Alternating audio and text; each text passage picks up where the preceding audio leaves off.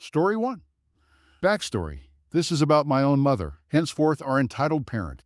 Mom raised me, but my brother stayed with our dad, and Mom developed an unhealthy obsession with him. Mom would always make him call her Mommy. She'd write him creepy letters about how Mommy is the only woman who could really love you, and go into graphic detail about giving birth to him in birthday cards. This happened a year ago. My brother came to visit for spring break. Mom didn't have time to spend with him, so my boyfriend and I had to entertain him. We took him to the beach, got him lunch, and let him ride in boyfriend's truck bed. My brother got home and realized he couldn't find his phone. I called it. It was on, but we couldn't hear it in the house. I suggested he check the truck, but he insisted it couldn't be there. He decided it would just turn up and went to play video games. The next morning, he slammed my door open while I was still sleeping. I sleep with little clothing, so I rushed to make sure I was covered up. He proceeded to ransack my room, taking things he liked, saying I could have my stuff back when I gave him his phone. I called Mom, and she told me to just find his phone for him. Boyfriend came back over. We looked in his truck bed, and sure enough, there was my brother's phone. My brother insisted we must have stolen it and planted it back there.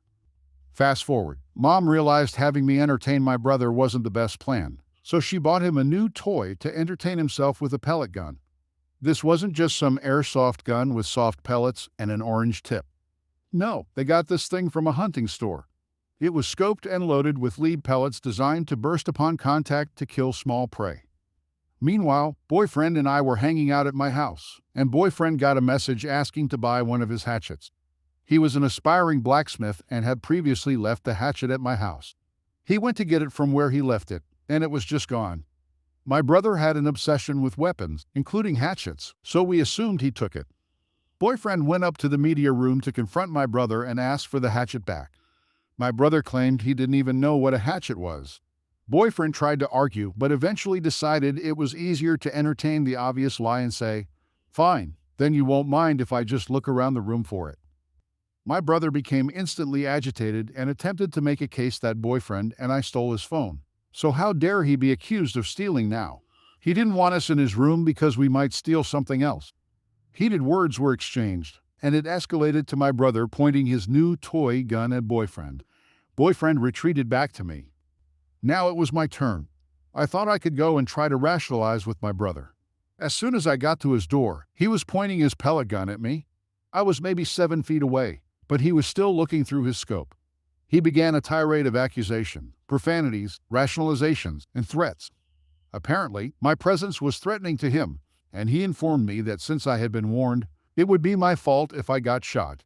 I insulted his masculinity, saying it was pretty sad if he felt threatened by his unarmed teenage sister standing 7 feet away. You could visibly see the conflict on his face as he tried to decide how to be a man. At this point, boyfriend came to investigate the yelling and reminded me this was a mission for peace. Then I looked around the room. My brother had been shooting the walls, and there were stab marks in the couch. We later found he was trying to hide things in the couch cushions, including the hatchet. I knew Mom was too vain to tolerate having her expertly selected furniture destroyed. I also knew I would be the one getting chewed out for not stopping him if I walked away now. So, I put faith in the idea that my brother probably wouldn't be stupid enough to shoot his own sister, and I was right. Instead, my brother shot my boyfriend. Boyfriend grabbed a heavy goblet he kept his dice in and threw it at my brother, but it smashed the window behind him instead. Boyfriend then grabbed my brother's gun and threw it over the railing of the stairs. A piece of both the gun and the wall cracked off. He then threw my brother to the ground and threatened him, which, admittedly, was all bad, but he had just been shot. My boyfriend and I quickly left and took the gun. We went to Mom, who was at work a few minutes' drive away, and explained what happened. Boyfriend even dropped his pants in the middle of Mom's car lot to show off his freshly made new wound. She listened calmly and then asked for the gun back and saw it was a little bit banged up. She started making aggressive remarks about how it's just a BB and you didn't have to break his toy. Boyfriend replied with a casual remark about how it's actually not a toy, it's a gun. It may not have been a good idea to buy him a gun. He even offered to take him to a shooting range after tensions had calmed down if he really wanted to use a gun. Mom was offended on a profound level. How dare boyfriend imply she was a bad mother or that getting him a toy was a bad idea? She averred that boyfriend was lucky she wasn't calling the police for assaulting her son, destruction of property, and trespassing. Mom proclaimed that legally boyfriend was in the wrong because my brother gave him a verbal warning. She said boyfriend and I were to blame for not better entertaining my brother. She threw the gun into the back of her trunk and slammed it shut, letting us know her intention of taking it back to the store to have it replaced, and then giving it back to my brother. If they wouldn't replace it, boyfriend had to get him a new one. Boyfriend started to protest, but Mom was already in her car and rushing to console my brother. Boyfriend dropped me off at home and left. Mom confronted me, giving me the choice to help her extort my boyfriend or have him arrested, or I could sleep on the street. I tried to insist that my brother was in the wrong, and that she needed to teach him a life lesson that it's not okay to shoot people over petty squabbles, but she became offended again. I even found the stolen hatchet poorly hidden in his room as evidence. When presented with said evidence, Mom kicked me out for the night, and I spent most of my night wandering downtown in winter, where, I might add, I got propositioned twice. Eventually, Mom called me at 2 a.m., furious that I hadn't come home yet. I think she was expecting I'd be so grateful she let me back and that I'd just dropped the subject of my boyfriend being shot, but I didn't. The more I tried to reason with Mom, the more she insisted I admit she was right in that my brother was so provoked by my boyfriend's presence that he had no choice but to shoot. Also, that the BB just left a harmless hole in his leg, and that it must have bounced out after leaving a half-inch fleshy chasm in his leg. I had a hard time professing this nonsense, so I just couldn't do it. Mom then put her fingers in her ears and started shouting, "La la la, I can't hear you," to anything I said. She periodically stormed off to her room only to reemerge to yell how wrong and stupid I was. And when I tried to say anything back in response, it was right back to, "I don't care, I can't hear you." I was the kid in this situation, but I was 140% done with this immature nonsense. I called up my boyfriend to help me temporarily retreat. He got there, and as we were walking to his truck, Mom started yelling through the window. I told boyfriend to ignore her. We were just gonna go. Mom then busted out the screen of her bedroom window, sending it sailing into the bushes below, and hung herself halfway out her window, yelling at us how we were scammers and trashy. We got to the truck and started to get in, and Mom started yelling that if I left with my boyfriend, it would be kidnapping, and she was going to call the police. So, I got in the truck. We drove a few blocks away, and then we called the police and met them back there. My boyfriend and I gave our statements of what happened. Mom started regaling the cops with her inspiring tale. Her poor, very young daughter was under the spell of a beastly teenage boy. He made me savagely attack Mom on a daily basis, and my brother bravely tried to defend Mom's property while boyfriend was on a violent marijuana-induced rampage, but my brother was attacked himself. Mom even started lying about my age, making fun of my look, style of dress, and hobbies, lying about my grades, demeanor, general relationships with friends, family, anything to attack my character and make us seem less credible. Luckily, she didn't have enough time to coach my brother, so his and her stories were wildly different. My brother told the police almost the same story my boyfriend and I did, just with a sprinkling of what he thought were justifications. The police didn't care about this nonsense. I couldn't blame them one bit. They told us unless boyfriend wanted to press charges, there wasn't much they could do. But they did suggest he go to a doctor and get x-rays and from there decide what to do. Mom was furious and yelled about how the police were corrupt. She'd later go on to accuse boyfriend of being part of a big town-wide conspiracy against her. Boyfriend did get those x-rays a few days later. Sure enough, the pellet was still in there, all nestled up cozy to his knee, with a chance of it breaking it apart someday and the lead in the pellet poisoning him. Update.